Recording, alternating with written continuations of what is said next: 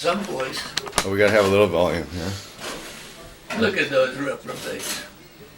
These are guys that were going to a convention in Chicago or Atlantic City and got sidelined by the snow. Okay, start it over. Go ahead, start over. And they partied their ass off, Rich, like we used to. Oh, yeah. Okay, so now you know what it is, right?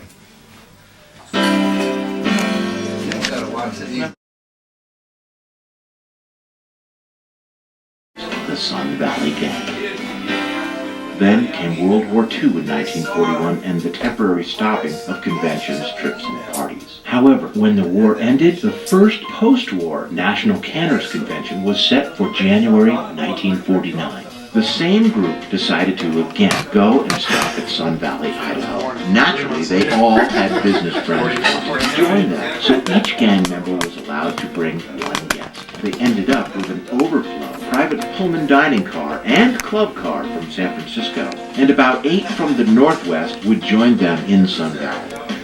From then on, the Sun Valley Gang made the annual January trip to the Canners Convention, and always with a stop at such places as the Arizona Biltmore, New Orleans, and even the Bahamas.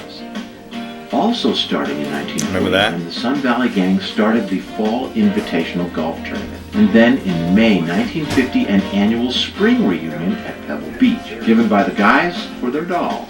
It took the Sun Valley guys 10 years to go co-ed. That was 1950. That was before the films that you're going to see. And holding down the home front during their absence. Understand that this is a film about 1954. Right now we're talking about the history of the Sun Valley Gang. Each year since. It is amazing, for the few left from the original group that went to the weekend at Sun Valley, that the Sun Valley Gang is still going and is just as selective and representative of the leadership in the food industry as they were over 60 years ago.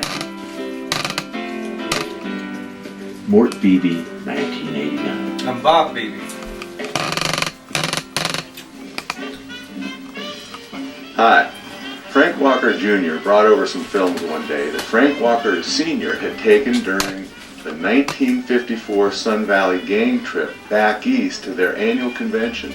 Now, they planned to stop over in Sun Valley, Idaho, but a lot of other things happened on this trip as well. When I showed this on Saturday night, it was a big hoot. As long as they were alive. Now we'd like to share it with you. Did you hear that last little statement?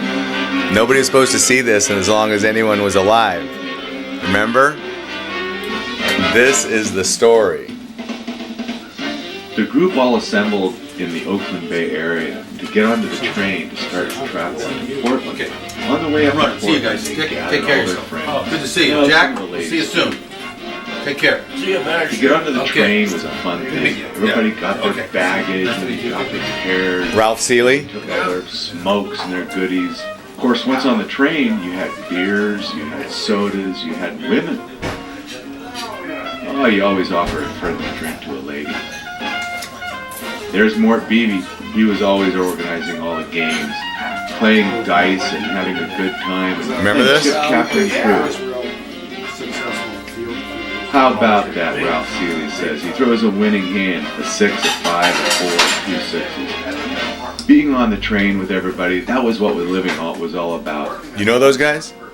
Paying $1 for an Olympia beer and playing dominoes with your friends. This was about a 5 or 6 hour train ride up. And there's Jack Sullivan along for the ride with Roy Feffley. Roy Feffley was always fun. He was a box manufacturer. You're not going to forget Roy Feffley. Roy Feffley was the first one to put the costume on for a good time. Porter Hill put on the costume and everybody opened their umbrellas. This was a lot of fun, but actually it was against the law. And so some of the Oregon contingent arranged for the Bureau of Police to arrest the contingent of Sun Valley Gang members. There's Bob Baxter and Mort Beebe, and they put handcuffs on Mort Beebe and Bob Baxter. And Do you remember that? And they led them to the paddy wagon. And of course they were all in costume, but there were too many to fit into the paddy wagon. There's Mort Beebe It's a real cop car. and some of the gang and Ralph Seeley being put in, and of course, right at the end, there's old Roy Feffley being thrown in too. He's still in costume. He's in a different costume. And there's the Portland's finest, and they're hauling them up the main street and unloading them at what they thought was jail, but was really the Aero Club. Well, at the Aero Club, they had a wonderful dinner and some dancing with some local girls. They're all guests of the management. Well, Mort Beebe and Bob Guests of the Baxter management. were the leaders. They arranged for Portland's finest to pull some great gags on a great group of guys. Well, they got off the train in Shoshone the next morning, preparing to go up to the Sun Valley Lodge. There's Ralph Seeley and his group of gangsters. You know, there's a couple of guys any of walking those guys along here, and I thought monsters? they were holding Are they their what? hands, but of course they're really Monsters? holding Are a any of those bottle guys of booze. monsters? Well, they look like it. Sometimes they're Well, they pricing got on within the the bus monster and they were all area. prepared to go up to Sun Valley. But someone else decided to pull a gag and arranged to have one of the Sun Valley Gang members hauled off by the local sheriff. And sure enough, the local sheriff had a cousin who was a judge. The second yeah, gag. that's a real summons. They were doing the. And they had arranged to have this sheriff take these guys to the jail where a local judge, the sheriff's cousin, hear a case. You remember against this? The Yes, Sun sir. Valley Gang. They were wearing costumes on a train there too, he says.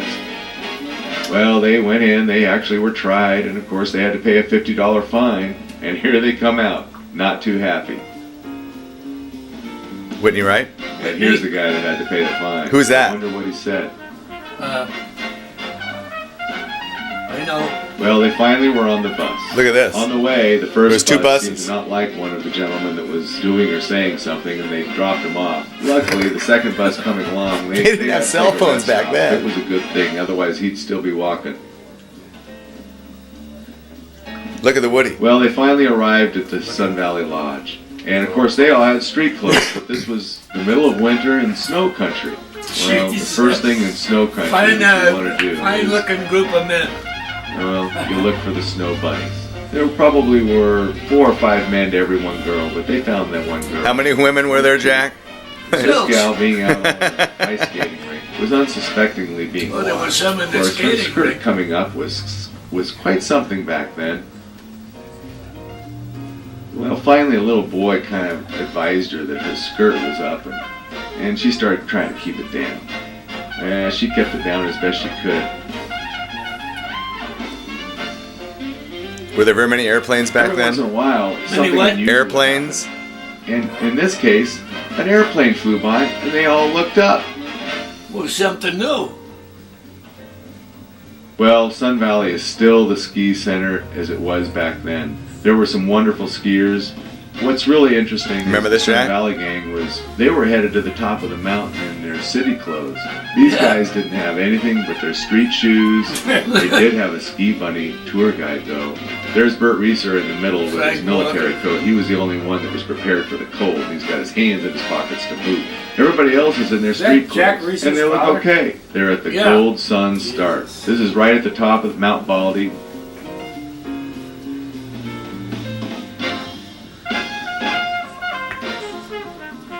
They even got the local wages. Some of these guys from the hadn't mountain even restaurant. know what a ski deal was.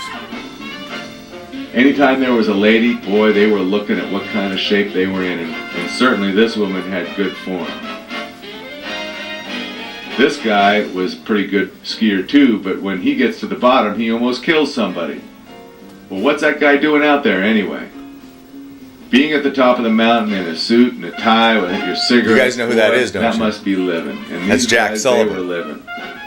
What's he got, the yellow Well, coat? it's time to go Yep. down to the bottom of the hill. There he is There's right Jack there. Sullivan in his Remember that, chair. Jack? Yeah.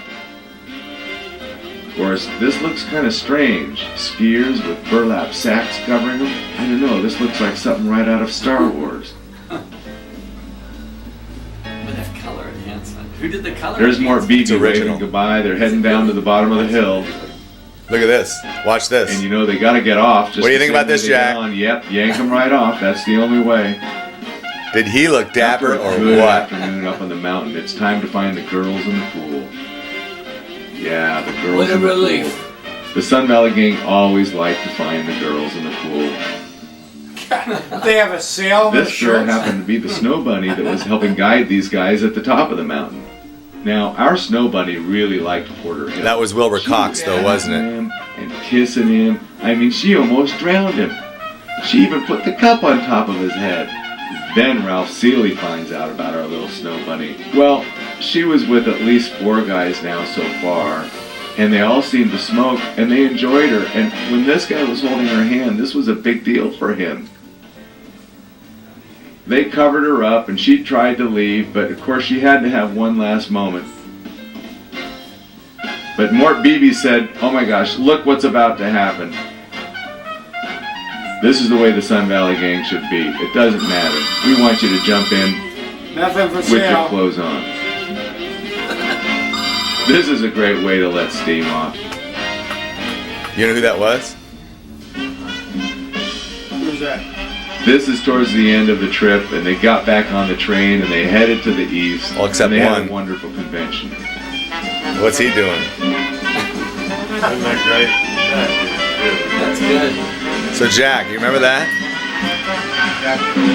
Look right in this camera and tell me what you think about that.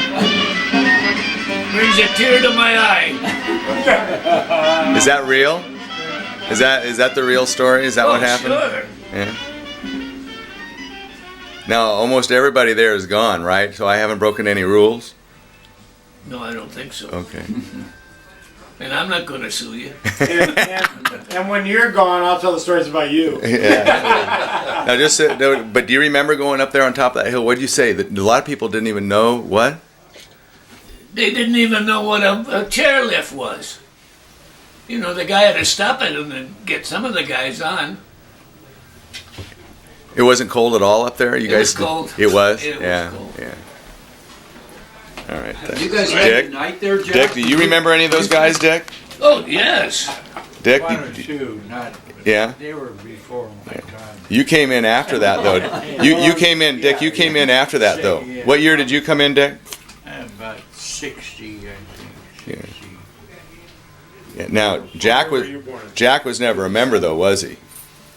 Yeah, Were you a member, or were you just always there? I was a member. You were. remember. I was born that year, 49. Jeez. You just seemed to be in all of the events. You were everywhere. Yeah, We had but Jack drove people home.